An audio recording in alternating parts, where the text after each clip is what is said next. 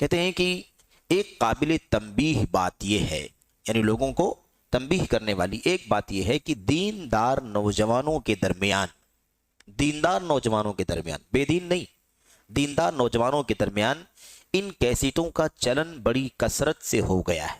کیسٹوں کا، اس زمانے میں کیسٹیں چلتی تھیں جن میں اجتماعی آوازوں میں اناشید یعنی گانے، نغمے، ہے نا، یہ ریکارڈ ہوتے ہیں، جسے لوگ اسلامی گانے کہتے ہیں۔ اسلامی گانے، اسلامک سانگ جس کو کہا جاتا ہے، اس نام سے کیسٹوں میں ریکارڈ ہوتے ہیں، اور اس کو بہت زیادہ عام کیا گیا، اس کا چلن بہت زیادہ ہے، یہاں بک رہا ہے، یہاں بک رہا ہے، یہاں بک رہا ہے، اور لوگ خرید رہے ہیں، نوجوان اس کے عادی ہیں۔ کہتے ہیں کہ یہ دراصل ایک قسم کے گانے ہی ہیں۔ اب گانوں کو عربی میں اغنیہ کہتے ہیں، جس کو اغانی، جس کی جمع اغانی ہے، اغنیہ گانے، لیکن اناشید کا لفظ استعمال کیا جاتا ہے۔ اسلامی مطلب الاغانی الاسلامیہ نہیں کہا جاتا، اسلامی گانے نام دیا جاتا ہے الاناشید الاسلامیہ، اسلامی اناشید، سانگ جس کو ہم لوگ کہتے ہیں انگریزی میں۔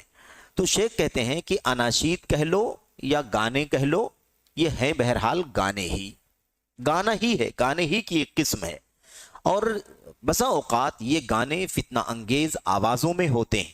ظاہر سی بات ہے کہ وہ جو گانے ہوتے ہیں نا، اناشید جو سانگ ہوتے ہیں، اس کی آواز میں اتنی زیادہ جاذبیت، اتنی زیادہ مٹھاس ہوتی ہے کہ آدمی سن کر کے فتنے میں پڑ جاتا ہے۔ اس کی ایک مثال یوں سمجھیں کہ آدمی راستہ چل رہا ہو، ہے نا، اس کی کان میں اذان کی آواز آئے تو اذان کی آواز کو وہ نارمل سمجھتا ہے، کیونکہ اذان کی آواز تو آتی رہتی ہے، مسجدوں سے اذان کی آواز آ رہی ہے، ٹھیک ہے۔ ہاں یہ ہو سکتا ہے کبھی اس میں اذان دینے والے کی آواز بہت زیادہ میٹھی ہو، مؤذنین حرم کی آواز میں کوئی اذان دے رہا ہو تو تھوڑی دیر کے لیے وہ اس سے جڑ جاتا ہے آواز کے مٹھاس کی وجہ سے۔ لیکن اگر اس کی کان میں اگر ان گانوں کی آواز آئے، جو گانے بہت زیادہ میٹھی آواز میں، شیرینی کے ساتھ اور جاذب آواز میں ہو، تو اس کے کان اذان سے ہٹ کر کے گانوں کی طرف لگ جائیں گے۔ یہ عجیب بات ہے کہ اس کی دلچسپی جس چیز سے رہتی ہے نا، اس چیز کی طرف وہ مائل ہو جاتا ہے۔ تو شیخ صالح فوزان کہتے ہیں کہ یہ جو گانے ہوتے ہیں یہ فتنہ انگیز یعنی فتنے میں ڈالنے والی آوازوں میں ہوتے ہیں، اور کیسٹوں کی دکانوں میں قرآن کریم اور دینی تقریروں کی کیسٹوں کے ساتھ میں بکتے ہیں۔ یہ عجیب بات ہے۔ آج بھی کیسٹیں تو ختم ہو گئیں، آج کل صرف ڈی وی ڈیز ہے، بلکہ آج کل تو سب اور زیادہ ڈیولپ ہو گیا ہے، سائٹیں ہیں، وہاں سے ہر طرح کے گانے، ہر طرح کی میوزک، ہر طرح کی تلاوتیں آدمی لے لیتا ہے۔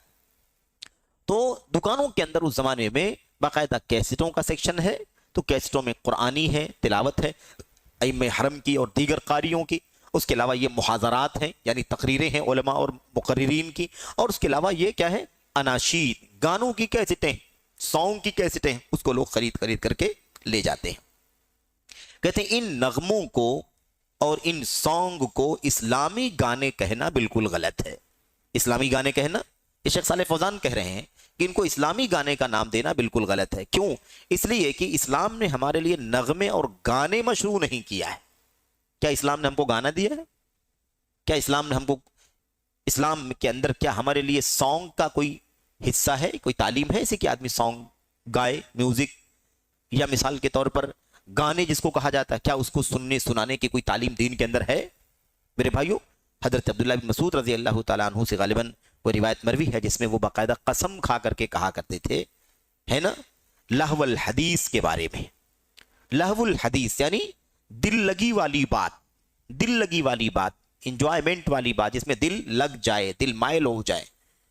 اللہ نے قرآن کریم میں فرمایا وَمِنَ النَّاسِ مَن يَشْتَرِي لَهْوَ الْحَدِيثِ لِيُضِلَّ عَن سَبِيلِ اللَّهِ۔ کچھ لوگ ایسے ہیں جو دل لگی والی چیزیں خریدتے ہیں۔ اس کی تفسیر میں ابن مسعود قسم کھا کر کے کہتے تھے، اللہ کی قسم جس کے ہاتھ میں میری جان ہے، اس سے مراد گانا ہے۔ اس سے مراد کیا ہے؟ گانا ہے۔ تو اگر دل لگی والی کوئی بات، دل کو کھینچ لینے والی بات، یا کھیل تماشے والی کوئی چیز اگر آدمی سنتا ہے، سناتا ہے، تو ظاہر ہے کہ وہ کیا ہے، وہ اللہ تبارک و تعالیٰ کے دین میں حد درجہ ناپسندیدہ ہے۔ اس کا نام اسلامی رکھ لینے سے وہ اسلامی نہیں ہو جائے گا۔ اسلامی نام رکھنے سے کوئی چیز اسلامی نہیں بن جائے گی۔ اچھا، اس کے بعد کہتے ہیں کہ اللہ تعالیٰ نے ہمارے لیے نغمے اور گانے مشروع نہیں کیا ہے، بلکہ ذکر الہی، تلاوت قرآن اور علم نافع کا حصول مشروع کیا ہے۔ اللہ نے یہ حکم دیا ہے ہمیں کہ ہم قرآن کریم پڑھیں، تلاوت کریں، نفع بخش علم حاصل کریں، یہ شریعت میں ہمیں تعلیم دی گئی ہے جگہ جگہ۔